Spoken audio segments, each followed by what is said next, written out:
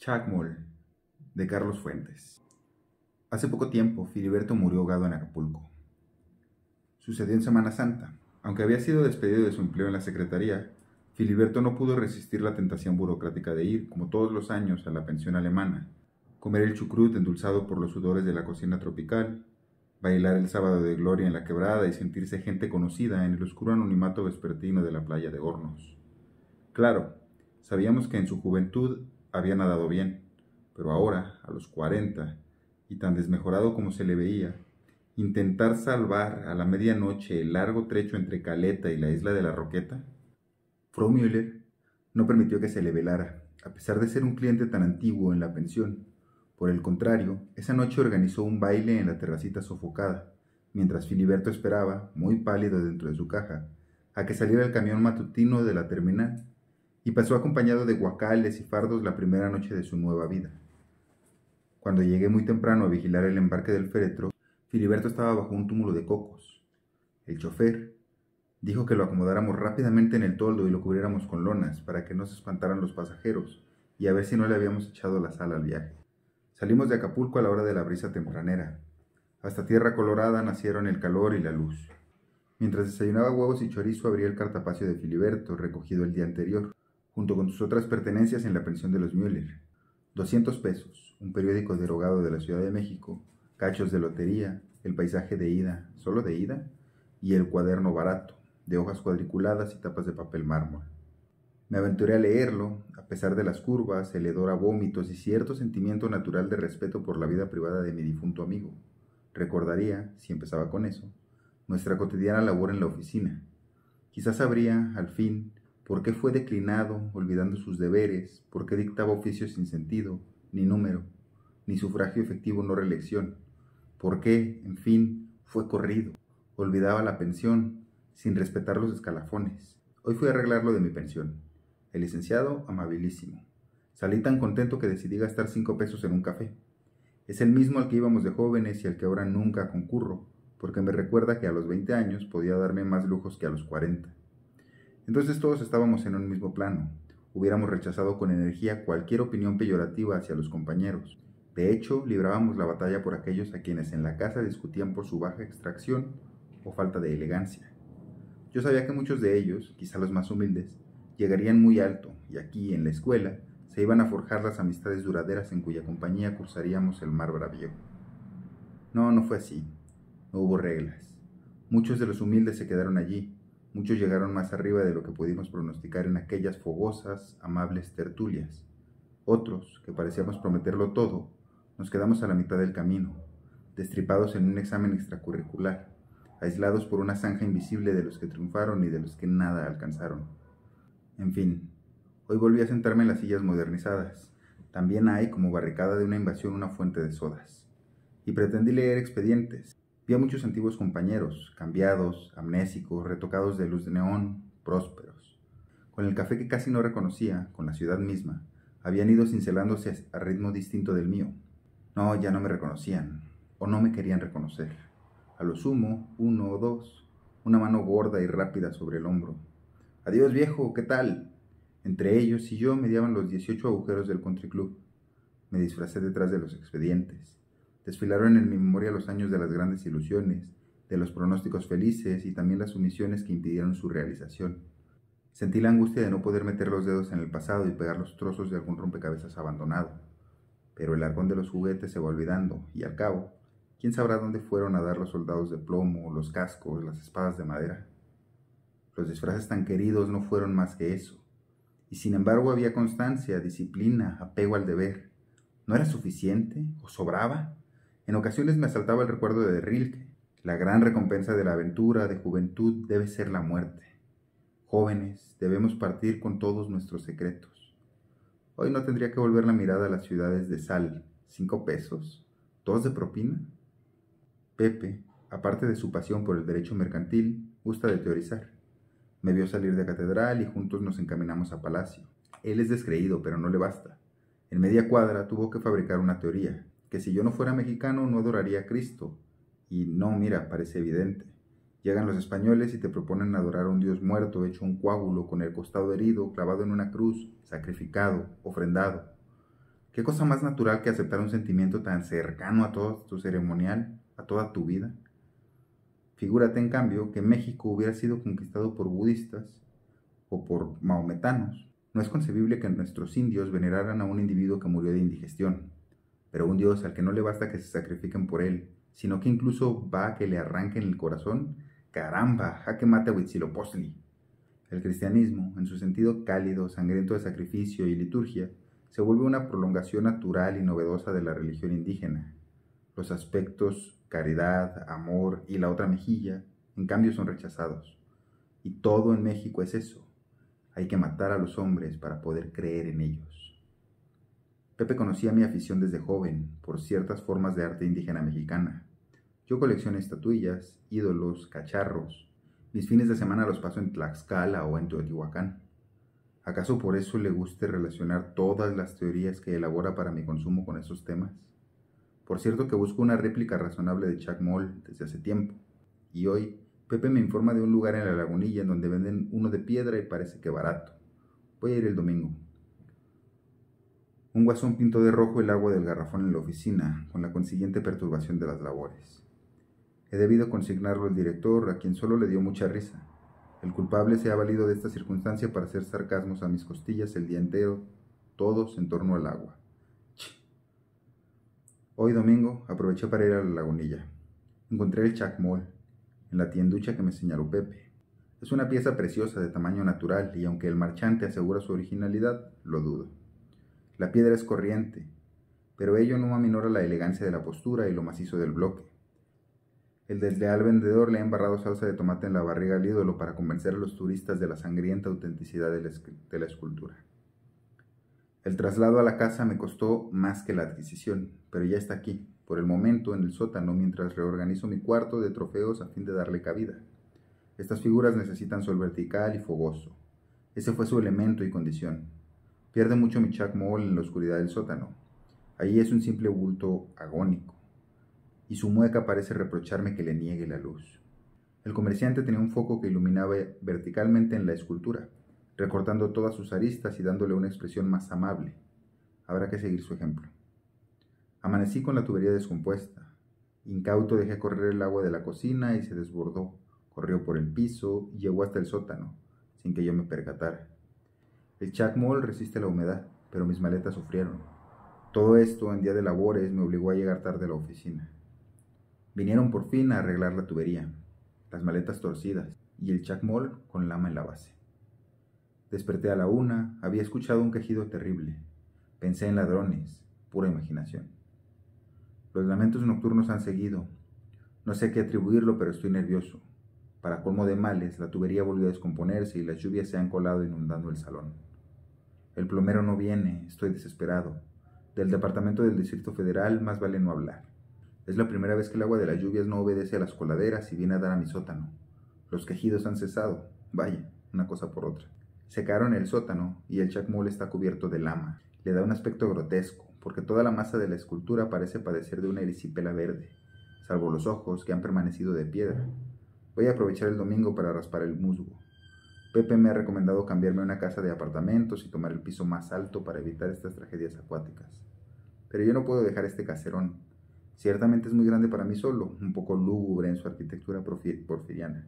Pero es la única herencia y recuerdo de mis padres. No sé qué me daría ver una fuente de sodas con sinfonola en el sótano y una tienda de decoración en la planta baja. Fui a raspar el musgo del chacmol con una espátula. Parecía ser ya parte de la piedra. Fue labor de más de 1 hora. Y solo a las 6 de la tarde pude terminar. No se distinguía muy bien la penumbra. Al finalizar el trabajo, seguí con la mano los contornos de la piedra. Cada vez que lo repasaba, el bloque parecía reblandecerse. No quise creerlo, era ya casi una pasta. Este mercader de la Lagunilla me ha timado. Su escultura precolombina es puro yeso, y la humedad acabará por arruinarla. Le he echado encima unos trapos. Mañana la pasaré a la pieza de arriba antes de que sufra un deterioro total. Los trapos han caído al suelo, increíble. Volví a palpar el chacmol, se ha endurecido, pero no vuelve a la consistencia de la piedra. No quiero escribirlo. Hay en el torso algo de la textura de la carne. Al apretar los brazos lo siento de goma. Siento que algo circula por esa figura recostada. Volví a bajar en la noche, no cabe duda. El chacmol tiene vello en los brazos. Esto nunca me había sucedido. Tergiversé los asuntos en la oficina, giré una orden de pago que no estaba autorizada y el director tuvo que llamarme la atención. Quizá me mostré hasta descortés con los compañeros. Tendré que ver a un médico, saber si es mi imaginación o delirio o qué, y deshacerme de ese maldito chacmol. Hasta aquí la escritura de Filiberto era la antigua, la que tantas veces vi en formas y memoranda, ancha y ovalada. La entrada del 25 de agosto, sin embargo, parecía escrita por otra persona. A veces, como niño, separando trabajosamente cada letra, otras, nerviosa hasta diluirse en lo inteligible. Hay 3 días vacíos y el relato continúa. Todo es tan natural y luego se cree en lo real. Pero esto es lo que es, más que lo creído por mí. Si es real un garrafón y más, porque no damos mejor cuenta de su existencia o estar, si un bromista pinta el agua de rojo, real bocanada de cigarro, efímera, real imagen monstruosa en un espejo de circo, reales, ¿no lo son todos los muertos presentes y olvidados? Si un hombre atravesara el paraíso en un sueño y le diera una flor como prueba de que había estado allí, y si al despertar encontrara esa flor en su mano, ¿entonces qué? Realidad. Cierto día la quebraron en 1000 pedazos. La cabeza fue a dar allá, la cola aquí, y nosotros no conocemos más que uno de los trozos desprendidos de su gran cuerpo. Océano libre y ficticio, solo real cuando se le aprisiona en el rumor de un caracol marino. Hasta hace 3 días, mi realidad lo era al grado de haberse borrado. Hoy era movimiento reflejo, rutina, memoria, cartapacio. Y luego, como la tierra que un día tiembla para que recordemos su poder o como la muerte que un día llegará, recriminando mi olvido de toda la vida, se presenta otra realidad. Sabíamos que estaba allí, monstreca. Ahora nos acude para hacerse viva y presente. Pensé nuevamente que era pura imaginación. El chacmol, blanco y elegante, había cambiado de color en una noche, amarillo casi dorado. Parecía indicarme que era un dios, por ahora laxo, con las rodillas menos tensas que antes, con la sonrisa más benévola. Y ayer, por fin, un despertar sobresaltado con esa seguridad espantosa de que hay 2 respiraciones en la noche, de que en la oscuridad laten más pulsos que el propio. Sí, se escuchaban pasos en la escalera. Pesadilla, vuelta a dormir. No sé cuánto tiempo pretendí dormir. Cuando volví a abrir los ojos, aún no amanecía. El cuarto olía a horror, a incienso y sangre. Con la mirada negra recorrí la recámara, hasta detenerme en los orificios de luz parpadeante, en 2 flámulas crueles y amarillas. Casi sin aliento encendí la luz. Ahí estaba Chacmol, erguido, sonriente, ocre, con su barriga encarnada. Me paralizaron los 2 ojillos casi viscos, muy pegados al caballete de la nariz triangular. Los dientes inferiores mordían el labio superior, inmóviles. Solo el brillo del cazuelón cuadrado sobre la cabeza anormalmente voluminosa delataba vida. Chacmol avanzó hacia mi cama. Entonces empezó a llover.